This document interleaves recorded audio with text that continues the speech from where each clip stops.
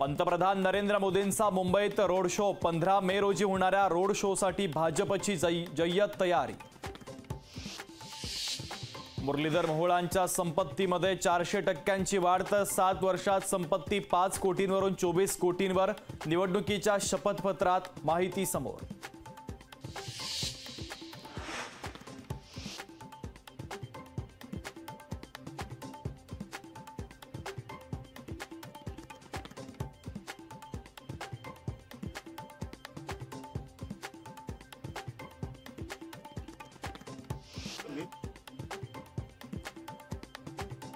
अजित पवार यांच्याकडून शिरूरच्या आमदार अशोक पवारांना पाडण्याची जाहीर धमकी। आमदारांना दिलेल्या धमकीवरून शरद पवारांनी उपटले अजितदादांचे कान।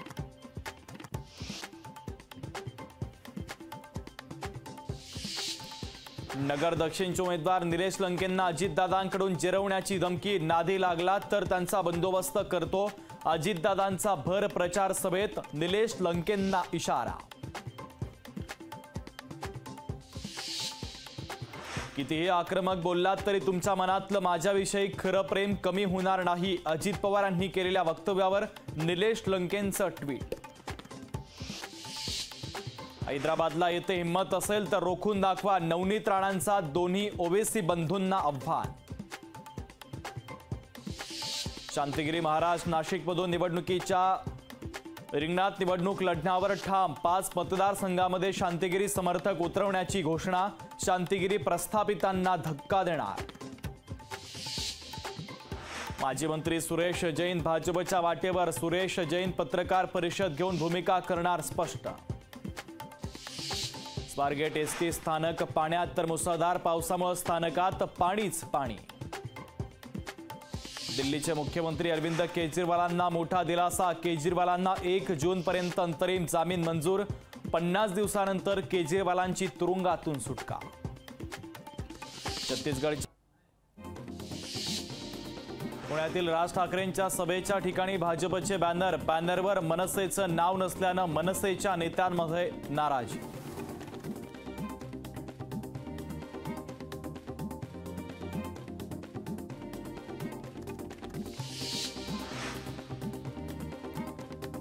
शिरूर मतदारसंघात पैसे वाटप होण्याची शक्यता। अमोल कोल्हेंचं शिरूरच्या निवडणूक निर्णय अधिकाऱ्यांना पत्र।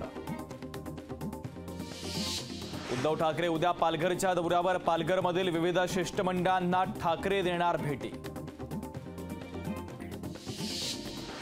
अरविंद सावंतांसाठी आदित्य ठाकरे प्रचाराच्या मैदानात। भायखळा येथे शिवसेना उद्धव बाळासाहेब ठाकरे पक्षाच्या वतीनं मशाल रॅलीचं आयोजन।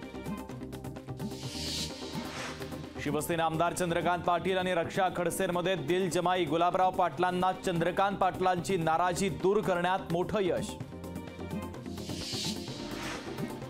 जालन्यामध्ये 176 बेवारस मतदार ओळखपत्र सापडली। पंचनामा करून मतदार ओळखपत्र ताब्यात। मतदार ओळखपत्र जुनी असल्याचा प्रशासनाकडून खुलासा।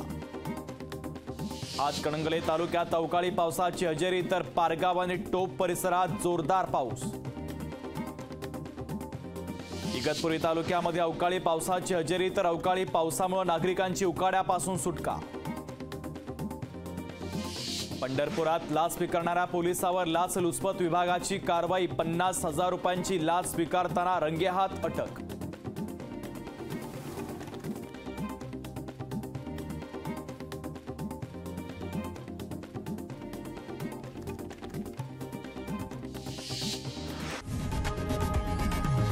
लोकशाही मराठी ऐका, पहा, जागरूक रहा।